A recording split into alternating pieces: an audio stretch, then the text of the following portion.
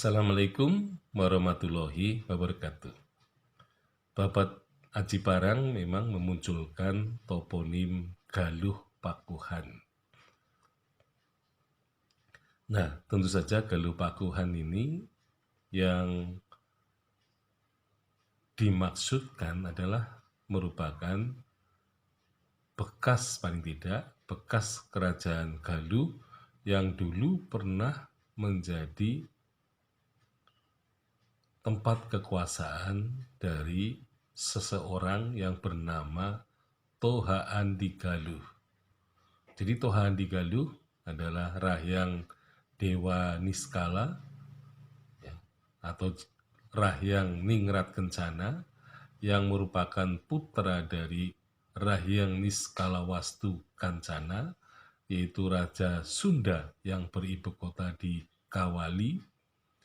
Nah, kemudian karena Rahyang Dewa Niskala atau Rahyang Ningrat Kencana ini melanggar pantangan masyarakat Sunda, jadi seorang yang laki-laki yang berasal dari keraton Galuh maupun keraton Sunda tidak boleh menikahi wanita dari keturunan keraton Majapahit.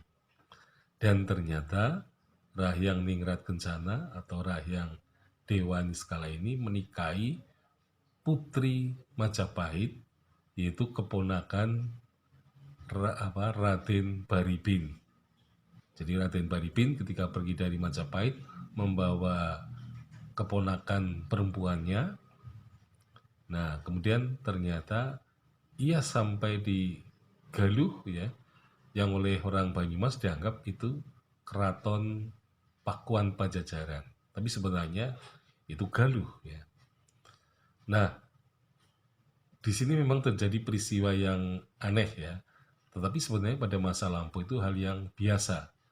Artinya, Raden Baribin sebagai seorang pangeran Majapahit itu menikahi putri bungsu dari Rahyang Ningrat Kencana atau Rahyang Dewa Niskala.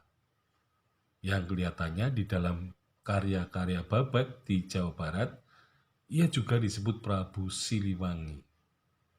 Maka orang Banyumas menyebut Rahyang Dewa Niskala atau Rahyang Ningrat Kencana ini adalah Prabu Siliwangi yang mempunyai 4 orang anak, yaitu Banyak Catra, Banyak Ngampar, Banyak Blabur, dan Dewi Pamekas. Nah, Dewi Pamekas inilah yang kemudian dinikahkan dengan Raden Baribin, tetapi Rahyang Dewa Niskala atau Rahyang Ningrat Kencana itu sendiri malah menikahi kemenakan dari Raden Baribin. Nah, sehingga terjadi kekacauan di mana Rahyang Dewa Niskala atau Rahyang Ningrat Kencana ini ditegur dengan keras oleh Prabu Susuk Tunggal yang berkeraton di Pakuan Pajajaran. Jadi Prabu Susuk Tunggal mengingatkan adiknya, jadi mereka berdua adalah putra dari Rahyang Niskala Wastu Kancana.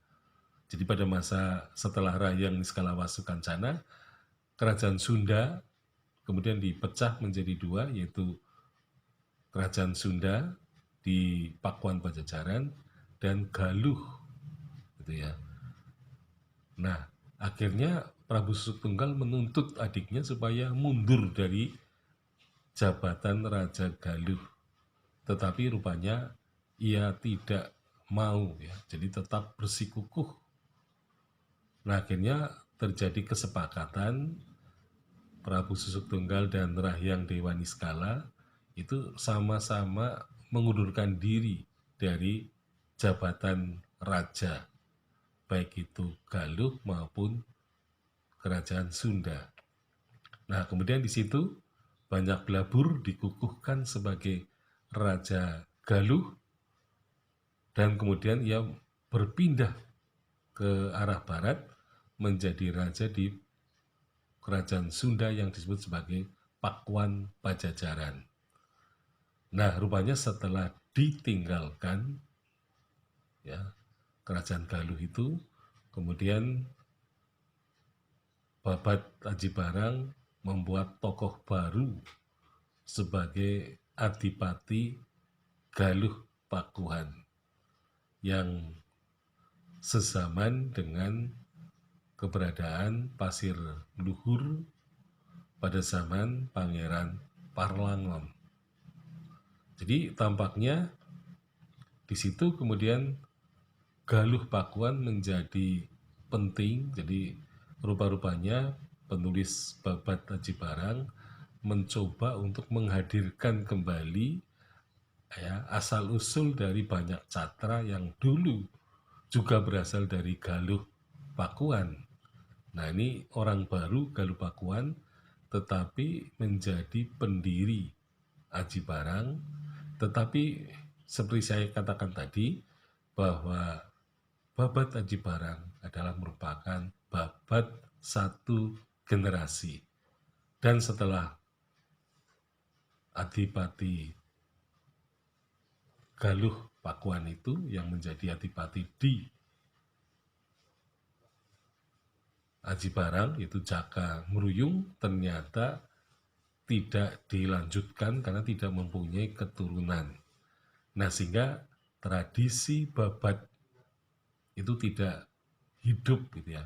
Karena memang tradisi Babat Aji Barang itu tidak berlanjut karena tidak ada keturunan yang menggantikannya. Nah, sehingga Babat Aji Barang itu adalah merupakan babat satu generasi saja. Jadi hampir sama dengan Babat Ambal di Kebumen, itu juga merupakan babat yang mengisahkan satu generasi. Dan setelah itu tidak ada lanjutannya, sehingga cerita itu menjadi pupus dan tidak ada silsilah yang panjang menceritakan secara turun-temurun adipati di situ. Sekian, Assalamualaikum warahmatullahi wabarakatuh.